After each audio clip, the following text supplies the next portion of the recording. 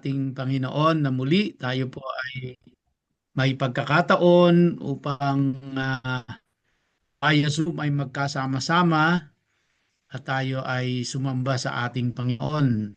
Magpuri at magtalakayan, mag-aral ang kanyang salita. So bago po ako manalangin, nais ko po munang bumati ang isang maligayang kaarawan kay Ed at kay Ate Benny. Happy birthday sa inyong dalawa. At sana ay mabusog nyo kami sa linggo. Alright. So tayo po ay share ko muna yung aking screen.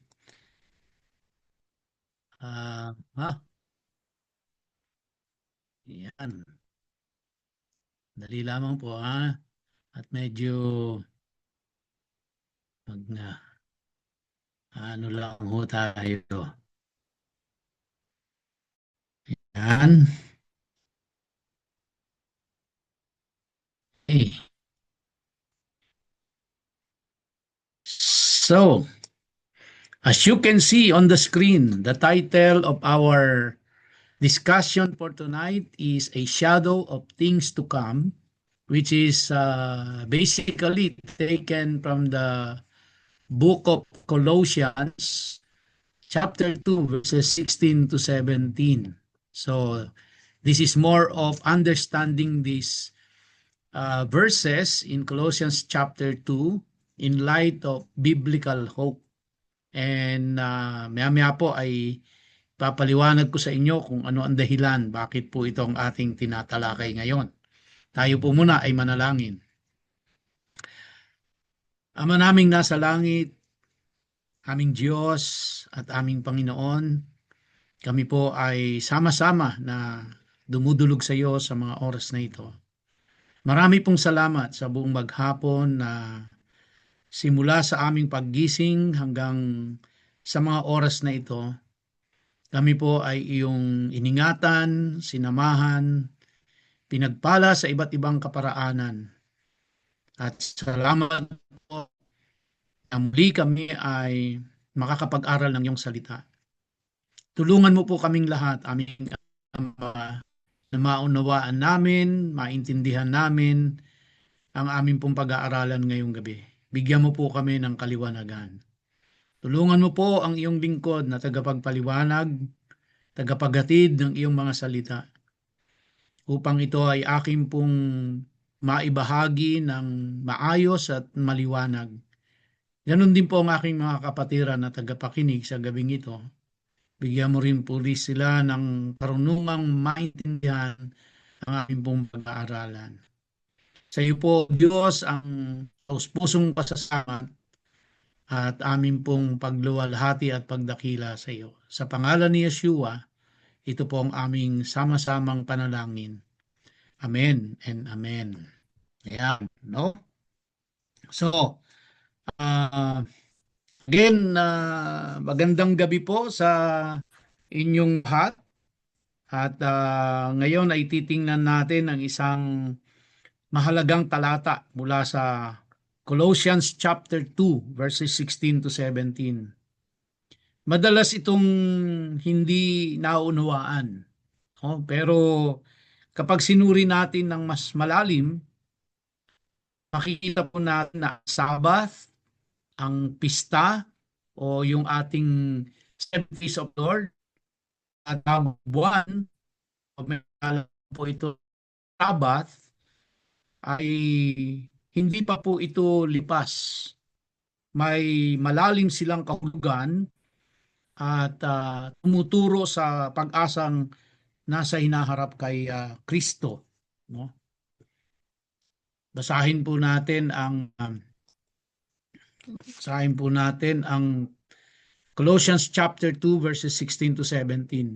In English, sabi po, let no one judge you in food or drink or in respect of a festival, new moon or Sabbath.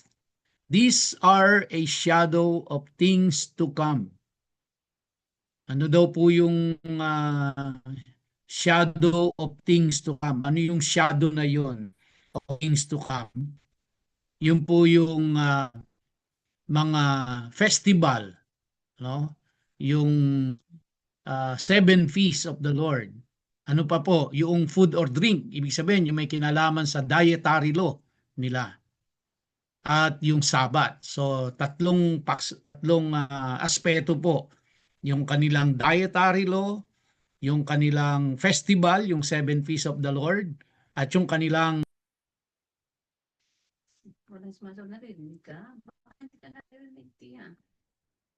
ayun, natuloy. Okay. So, tuloy ho tayo. Nadidinig niyo po ba ako? Sagot lang po kung narinig niyo ako. Hello? Opo, Pastor. Opo, Yun, Loud and clear salamat. po. Okay, thank you. So, sabi po, ito daw pong dietary law nila, yung kanilang festival, yung seven feasts, Sabbath observance nila, ito daw po ay mga anino or these are a shadow of things to come, no? Mga anino ng mga bagay na darating. And then sabi at the body of Christ. Sa Tagalog, basahin ko po. Kaya huwag ninyong hayaang hatan kayo ng sino man. Ito po ay si Pablo talking to the Colossian Christians, no? Mga Hudyo po, mga kausap niya rito. Kaya huwag ninyong hayaang hatulang kayo ng sino man tungkol sa pagkain o inumin o tungkol sa pista, bagong buwan or sabat. Ang mga iti anino lamang ng mga bagay na dating, ngunit ang katuparan ay kay Kristo. Yun po yung ibig sabihin ng the body of Christ. Okay? Now, ang reason po kung kain natin kasi as you all know, nagsimula na po tayo nung seven feasts of the Lord natin, no? Inobserve na natin yung Passover, yung unleavened bread, yung first fruit, no? Yung ating pong Shavuot, and then may remaining tatlo pa tayo. Yung pong trumpet, yung Yom Kippur, at saka yung Sukot. Now, siguro po may mga kakilala kayo, mag-anak, kapitbahay, na nasishare nyo na ito at nababanggit nyo na sa kanila na malamang yung iba po baka nawiwirduhan sa inyo. Minsan baka yung iba sinasabi, ano ba yung pinapasok nyo? Nagiging kulto na yata kayo. Ano? Panghudyo lang yan. Bakit nyo ginagawa yan?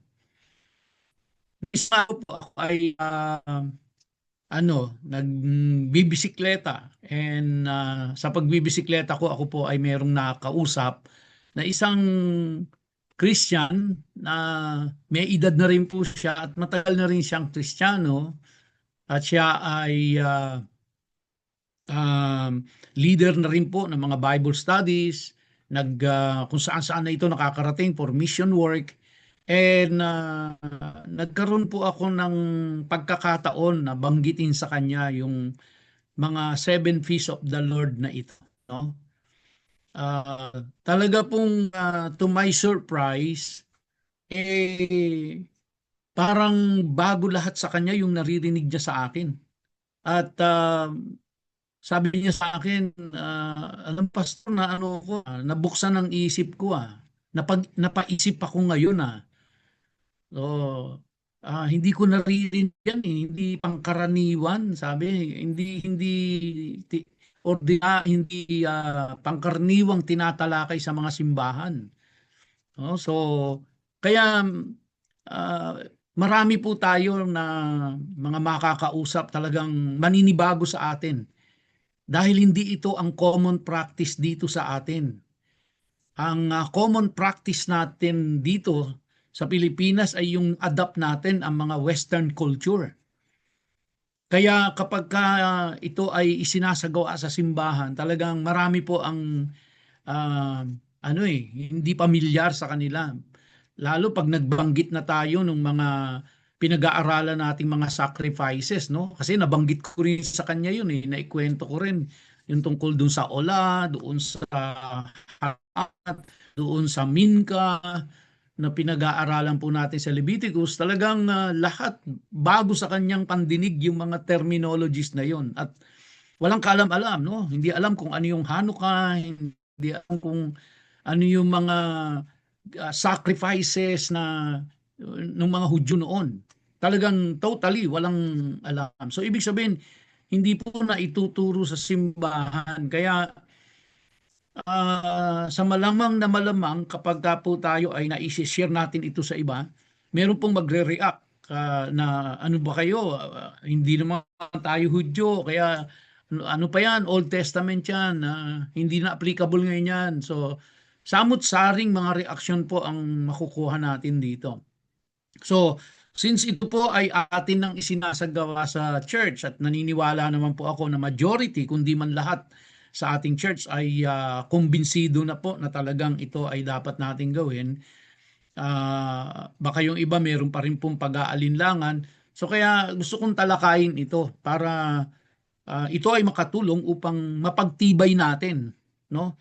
Na bakit natin ginagawa ito. Kumbaga, ayaw ho natin na ginagawa natin ito just to para sumabay lang sa agos, no? Para sumabay lang sa flow at hindi natin masyadong naiintindihan. Kaya inuunti-unti ho natin ito para maiintindihan natin. Kaya gusto ko po kasi na lahat po tayo ay ginagawa natin ito dahil alam natin na ito ang biblical na dapat gawin.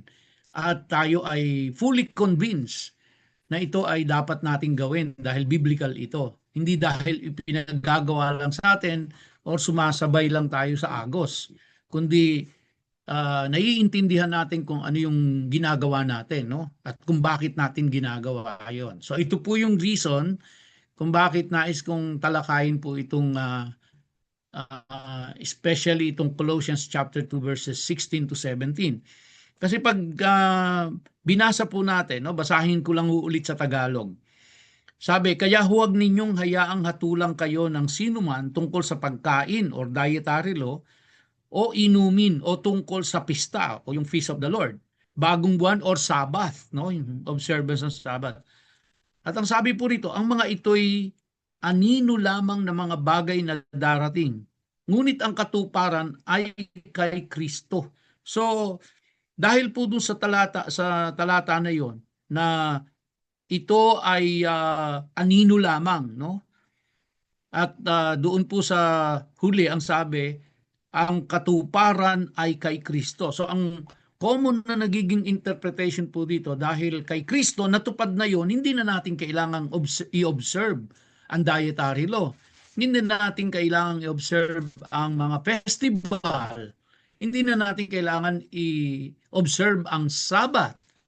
Dahil nga ang katwiran nila na tinupad na ni Kristo yon at tinanggap natin si Kristo, so hindi na natin kailangang i-observe yon. Yun po yung common understanding dito, no?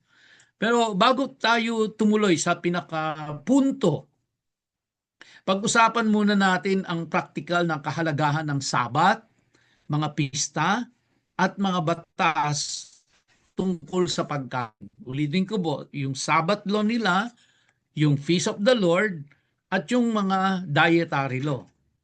Marami pong nagsasabi na ang talatang ito ay patunay na hindi na kailangan sundin ng mga Kristiyano ang mga utos na ito. So ang ganito pong interpretasyon ay nakabatay sa idea na hindi sinusunod ng mga taga-Kolosas ang mga utos at hinahatulan sila ng iba dahil dito. No? So, ayan. So, ito yung common interpretation po eh. Many believe Paul dismissed these observances. And second, assumes believers weren't keeping them.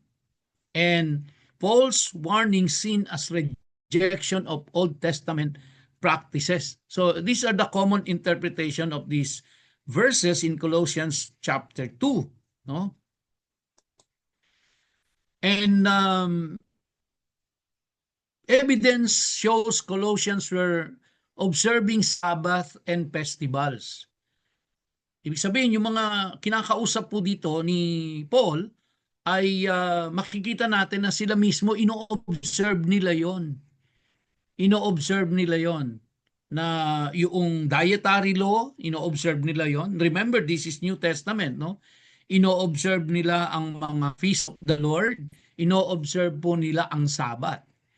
And they were being judged nung mga tao sa paligid nila na they were not observing it anymore. So, ito po yung mga tinatawag na mga cynic philosophers. These are the people who oppose joy and celebration. And Paul, the believers who were being judged for keeping these practices.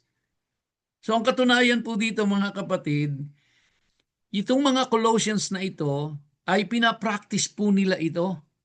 During the time of Jesus Christ, ino-observe nila ang dietary laws. Ino-observe nila ang kanilang Sabbath. Ino-observe nila yung feast of the Lord. And they were being judged by the people around them na ito po yung mga cynic philosophers na itong mga taong ito ay opposed sila sa joy and celebration. At sila ay ginajudge na na hindi na nila pinapractice ito. Pero ang katunayan pinapractice po nila 'yan. Okay?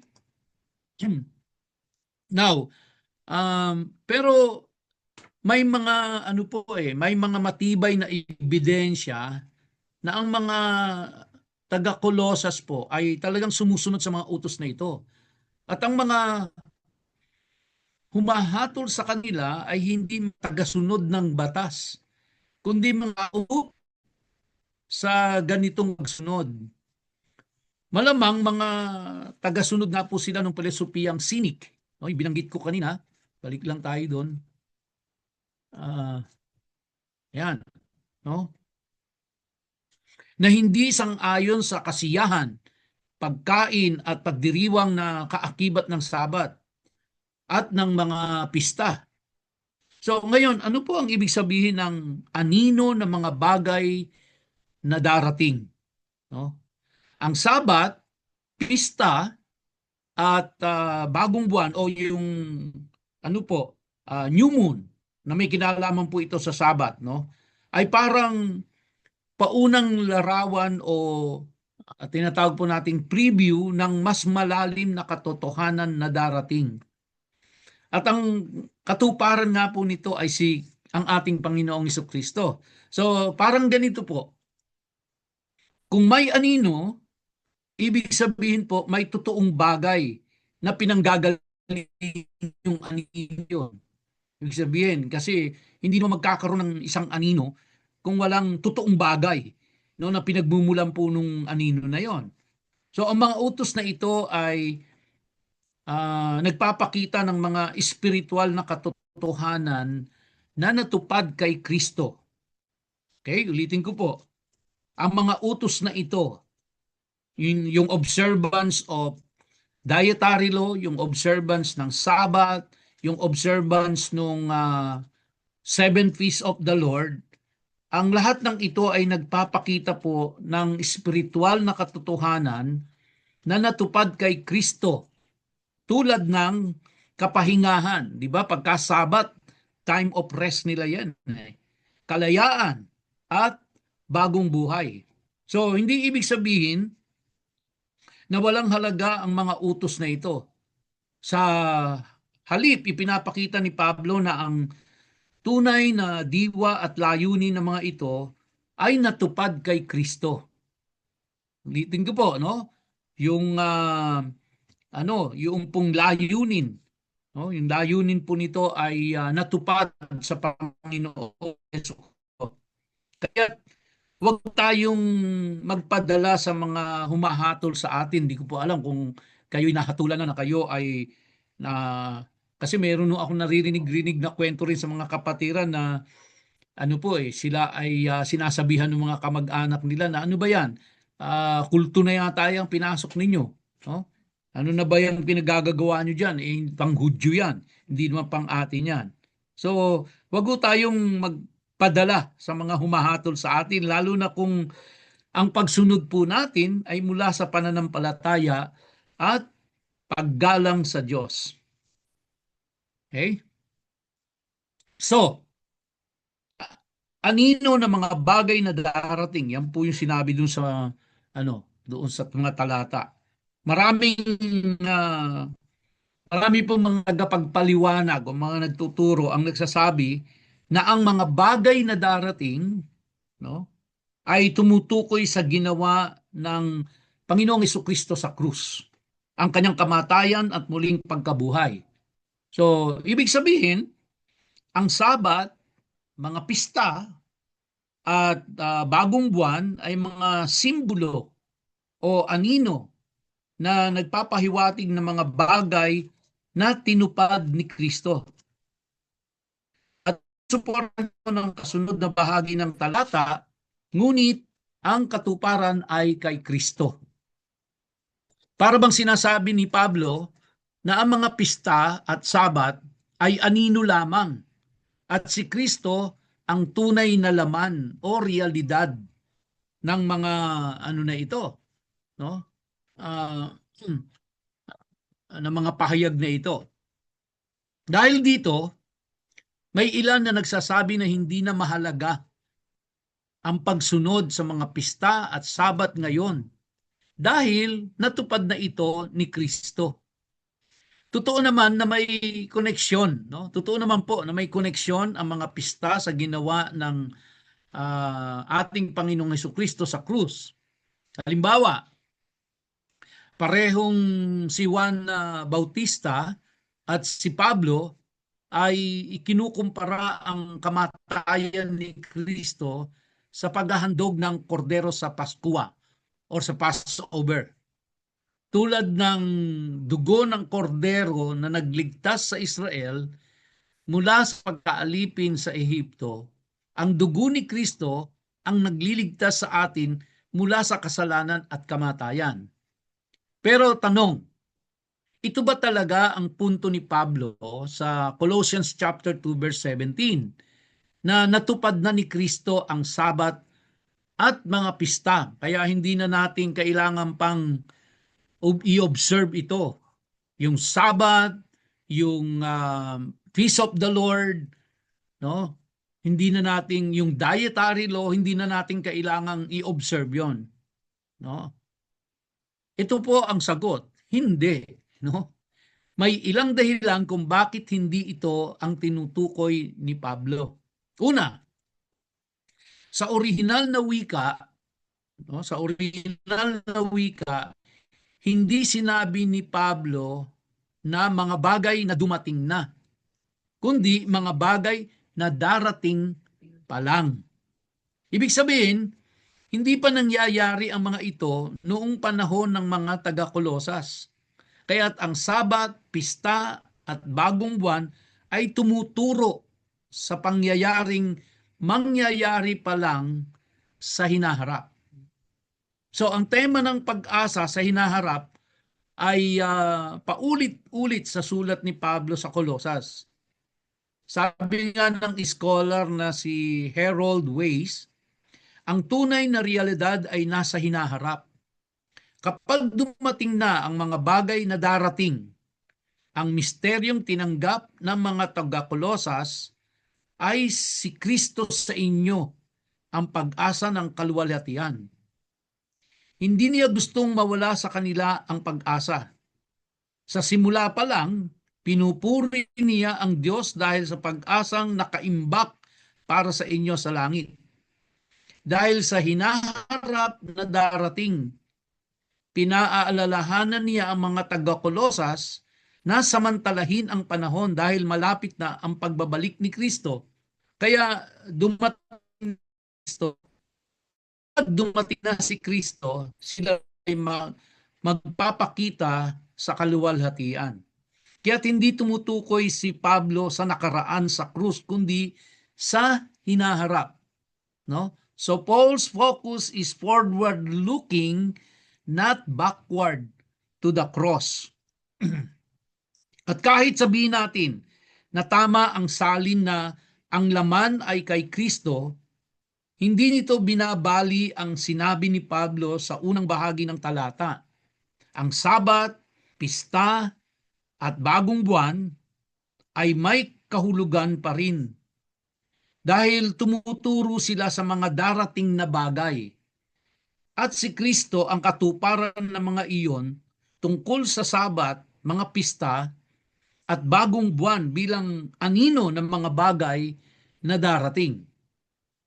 So, kung sasabihin natin na ang Sabat, ang seven feasts of the Lord, ang uh, dietary law ay mga anino na tumuturo kay Kristo bilang katuparan, hindi lang ito tumutukoy sa ginawa niya sa krus, kundi pati sa mga gagawin pa niya sa hinaharap. Lalo na, pakinggan niyo po ito, lalo na sa pagdating ng kaharian ng Diyos.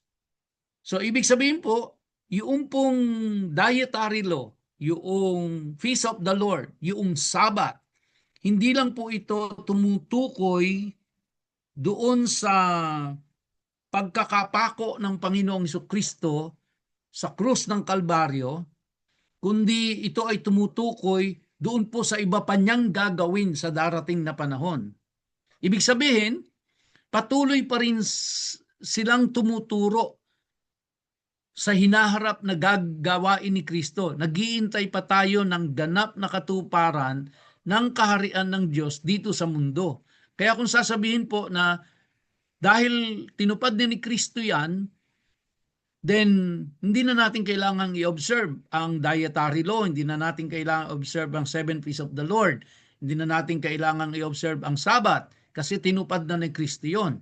Pero ang konteksto po ni Pablo dito ay hindi lamang yung pagkapako ni Jesucristo sa krus, kundi pati po yung gagawin niya pa after his resurrection. So, kaya po, pero may dahilan questionin ang karaniwang salin ng talatang ito. Una, ang salitang substance. No? Yung ginamit po diyan sa mga English Bible natin. Ang salitang substance ay galing po sa salitang Griego na soma. No? Na ang tunay na ibig sabihin ay katawan, hindi katuparan o substance. Sa halos lahat ng gamit nito sa bagong tipan, soma ay isinasalin bilang katawan. At yung salitang belong to, no, o belongs to, ay wala rin sa original na Greek language. Ang literal na salin ng huling bahagi ng talata ay ngunit ang katawan ni Kristo. So, ginamit ng ilang saling ESV, no? Ginamit po yung substance at dinagdag ang belongs to dahil inaakala nila kinokontra ni Pablo ang anino sa katawan, na para bang sinasabi niyang ang Sabat at mga pista ay huwad o palaban lamang o panlaban lamang, o panlabas lamang. At si Kristo ang tunay, pero sa totoo lang, hindi ganon ang pagkakabuo ng talata. Ayon po sa grammar, ang huling bahagi ng talata, yung binasa ko po kanina, ngunit ang katawan ni Kristo ay konektado sa simula ng talata sa versikulo 16 po, sa verse 16. Huwag ninyong hayaang hatulan kayo. Kaya ang tamang pagbasa po ay, huwag ninyong hayaang hatulan kayo, kundi ang katawan ni Kristo. Ibig sabihin, hindi dapat makinig ang mga tao, ang mga taga-Kolosas, sa mga hindi mananampalataya na humahatol sa kanila. Sa halip, dapat nilang isaalang-alang ang katawan ni Kristo, ang kanyang muling pagkabuhay at ang komunidad ng mga mananampalataya ng kanyang katawan. No? So, pinapayuhan ni Pablo ang mga taga-Kolosas na huwag makinig doon sa mga cynic philosophers na humato sa kanila, kundi mas bigyan nila ng pagpapahalaga ang ano po, no? Ang Panginoong Hesukristo. So, kaya sabi niya, huwag ninyong hayaang hatulan kayo, kundi ang bigyan ninyo ng pansin, ng halaga ay ang katawan ni Kristo. Yan po. Yun ang dapat nilang isaalang-alang. Kaya hindi sinasabi ni Pablo na ang Sabat, ang pista, ang dietary law ay anino ng isang bagay na natupad na. Ang sabi niya, anino ng mga bagay na darating. Di ba? Yun yung sinabi doon eh. Anino ng mga bagay na darating. Ito ay tumutukoy sa lahat ng mga pangakong kaluwalhatian, sa lahat, no? Sa lahat ng pangakong kaluwalhatian na naghihintay sa mananampalataya sa dating panahon, sa hinaharap. Kaya paulit-ulit na binibigyan diin ni Pablo sa Kolosas ang pag-asa sa hinaharap. Makikita po natin yan sa Kabanatang 1, talatang 5, talatang 23, talatang 21, sa Kabanatang 3, no, verse 1 to 2 and verse 4. Makikita rin natin ang koneksyon ng Sabat at bagong buwan sa hinaharap sa Isaiah 66. Sabi po doon, kung paanong ang bagong langit at bagong lupa na lilikhain ay mananatili sa harapan ko, sabi ng Panginoon. Gayon din, ang inyong lahi at pangalan ay mananatili mula bagong buwan hanggang bagong buwan at mula Sabat hanggang Sabat, lahat ng tao ay sasamba sa harapan ko, sabi ng Panginoon. So, ipinapakita ng kasulatan na ang Sabat at bagong buwan ay may kaugnayan sa bagong langit at bagong lupa or new heaven and new earth. Ibig sabihin, sila ay mga anino ng darating na panahon ng hinaharap na kaluwalhatian. Muli, sabi po nga po ni itong scholar na si Harold Weiss, ang anino ng mga bagay na darating ay hindi tumutukoy sa anino ng Kristo na dumating na at ginawang wala ng silbi ang mga pagdiriwang. Sa halip, ang anino ay kasalukuyang malabong larawan ng inaasahang hinaharap. Sa anino ito, ang inaasahang hinaharap ay nakikita bilang paparating. No, medyo matalinghaga tong si Harold Weiss no. Sabi po ni Harold Weiss, ang mga ginagawa ng mga mananampalataya tulad ng Sabat, pista at bagong buwan ay anino o paunang hiwatig ng hinaharap. Ibig sabihin, mga ito dahil tumuturo sila sa darating na kaluwalhatian. So ibig sabihin po ni Harold Weiss dito, yung observance of dietary law, yung observance ng 7 feasts of the Lord, yung observance po ng Sabat, ang lahat po nito ay tumuturo sa darating na kaluwalhatian. Okay? Now, pero paano nga ba gumagana mga ito bilang anino ng hinaharap? Makikita natin ang clue sa unang bahagi po ng Colossians chapter 2 verse 16. Isa sa mga bagay na kinu-question sa mga taga-Colosas ay ang kanilang pagkain at pag-inom. Ang mga kalaban ni Pablo ay mga cynic philosophers po, mga taong tutol sa kasiyahan, lalo na sa masasarap na pagkain at alak. Kaya sinabihan ni Pablo ang mga taga-Kolosas na huwag magpapaapekto sa mga humahatol sa kanila tungkol sa pagkain at pag-inom. Ang pagkain at pag-inom na ito ay konektado sa mga pista. Kaya po pag-celebrate natin ng Seven Feasts of the Lord, no? Pag-celebrate natin ng Sukot, talagang tayo po'y magkakainan. Magkakasiyahan po tayo.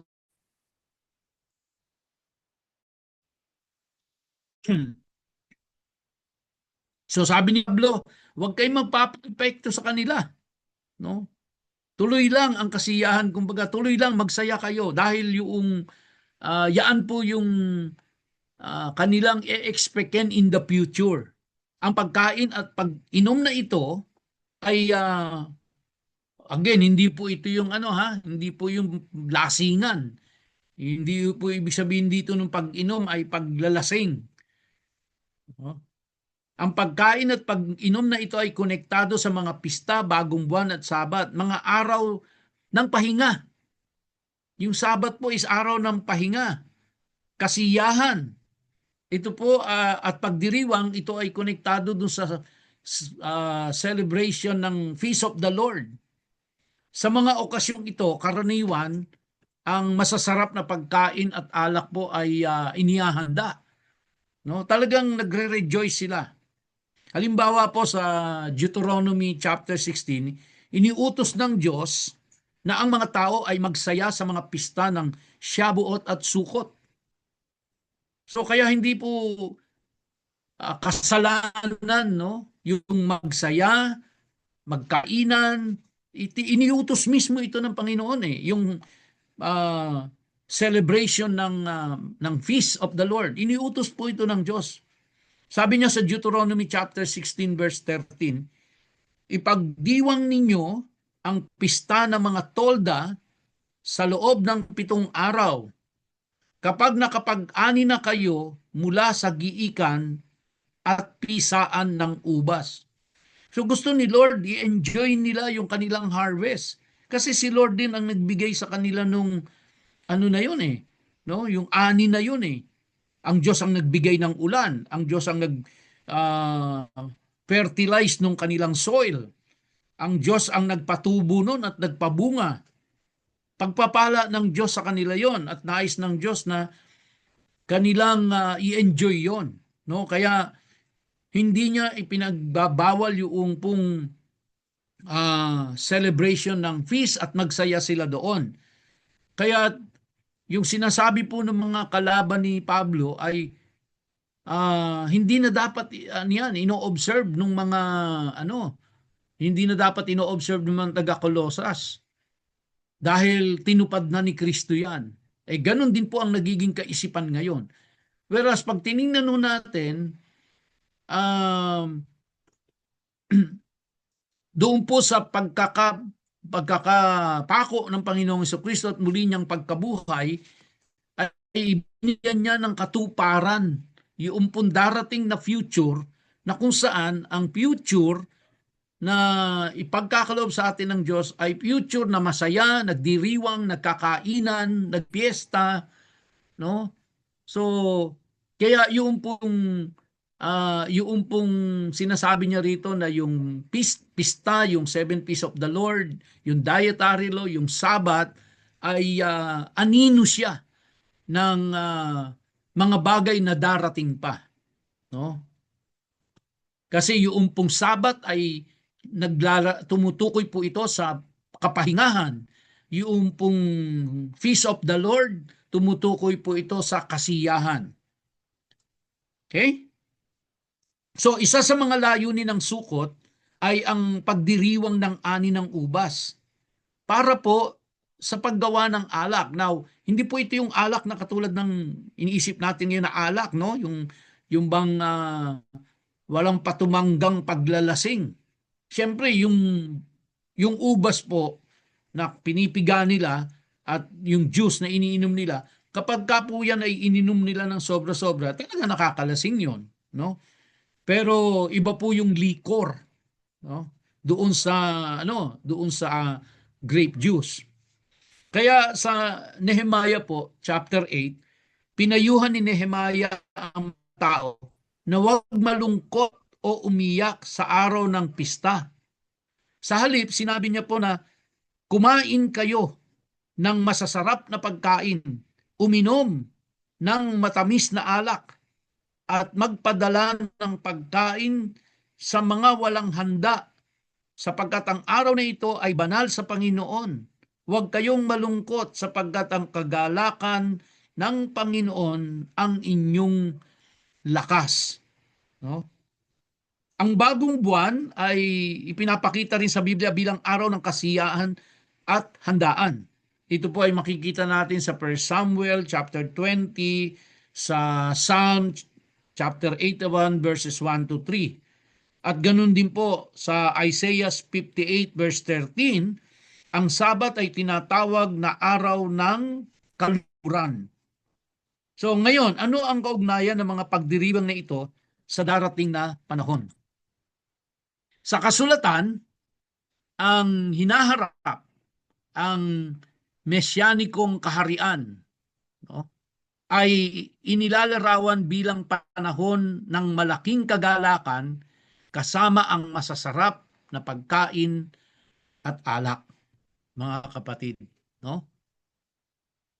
Sabi po sa Isaiah 25 verses 6 to 9, sa bundok na ito, ihahanda ng Panginoon para sa lahat ng tao ang isang handaan ng masasarap na pagkain, alak na hinog at pinino. Sa araw na iyon, wawakasan niya ang kamatayan, papahirin ang luha sa bawat mukha, at aalisin ang kahihiyan ng kanyang bayan. At sasabihin nila, ito ang ating Diyos, hinintay natin siya. Kaya't ang Sabat, ang pista, at ang bagong buwan ay hindi lang simpleng tradisyon. Sila ay paalala at patikim ng darating na kaluwalhatian, isang panahon ng kapahingahan, kasiyahan, at pagsasama-sama sa presensya ng Diyos. Kaya po mga kapatid, sa pagdiriwang natin, no, ng Seven Feasts of the Lord, ito po ay hindi simpleng tradisyon. Sa pagdiriwang po natin ito ng Yom Kippur, uh,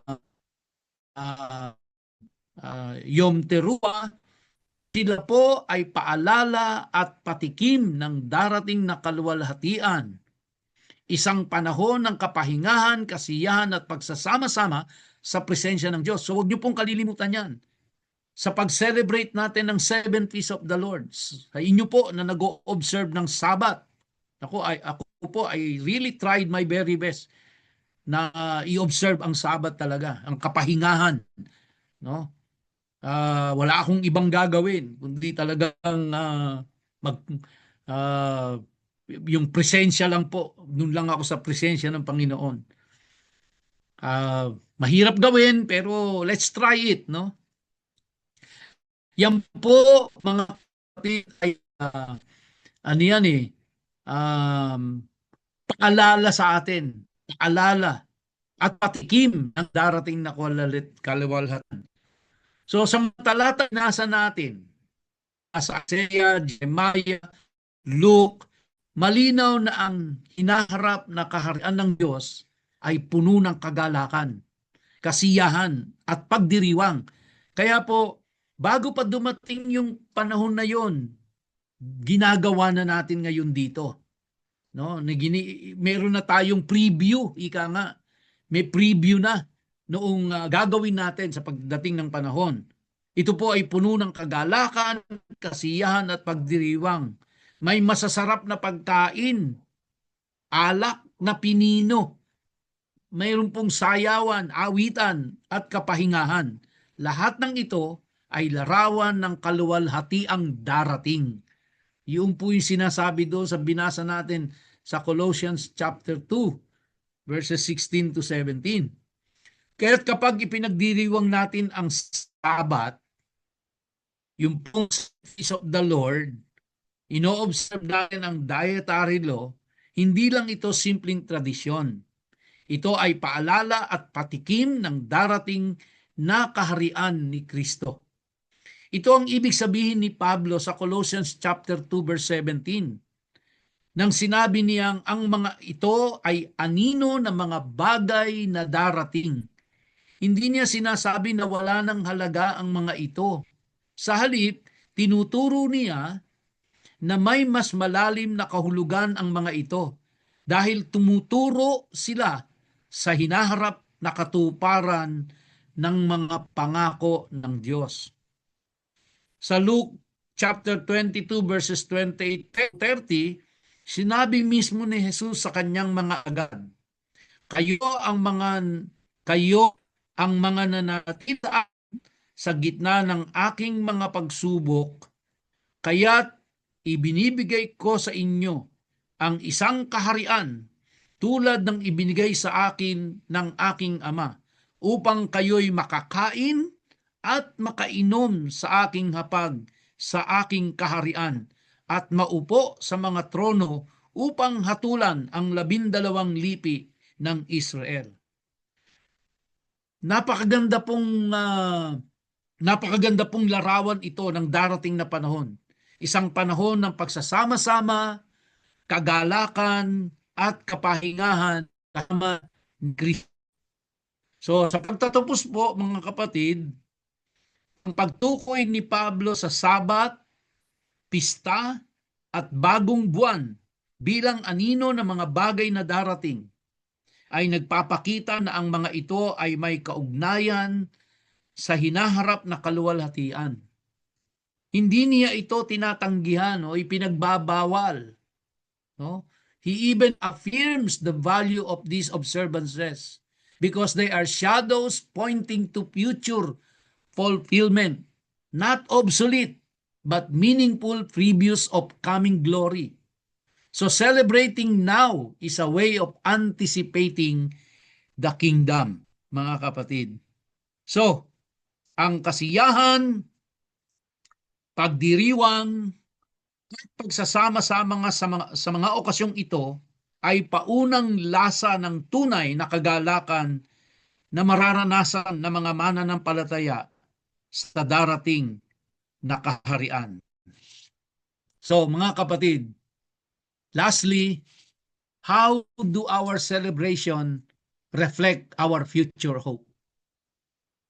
Kaya when we celebrate Sukkot, when we celebrate Yom Kippur, when we celebrate Yom Teruah, no, we are looking into the future. Kumbaga, we are celebrating it now para medyo ma-feel na natin kung ano yung gagawin natin in the future. So how can we honor these shadows with deeper meaning? Sabi po sa verse, again in Nehemiah, the joy of the Lord is your strength. No? May your celebrations today echo the joy of the kingdom to come. So kaya, let us observe mga kapatid, itong hindi ipinagbawal ni Pablo yan, no? Na to observe yung pong Sabat, yung pong dietary laws, yung pong 7 feasts of the Lord, dahil ito po ay lumalarawan na, tumutukoy na doon po sa darating na panahon. Na ngayon pa lamang, habang nandito tayo, ay atin na po, kumbaga preview na ito. Pinatitikim na tayo. Kaya let us celebrate the 7 feasts of the Lord, full of joy, mga kapatid. Magkakainan tayo, magkakasiyahan tayo. Kaya patuloy po natin itong ipanalangin na sa pag-memorialize natin, sa pag-observe natin ang 7 feasts of the Lord, ng Sabat, dietary laws, ay gabayan tayo ng ating Panginoon. Hanggang dito na lamang po mga kapatid, and tayo po ay magsasara sa panalangin.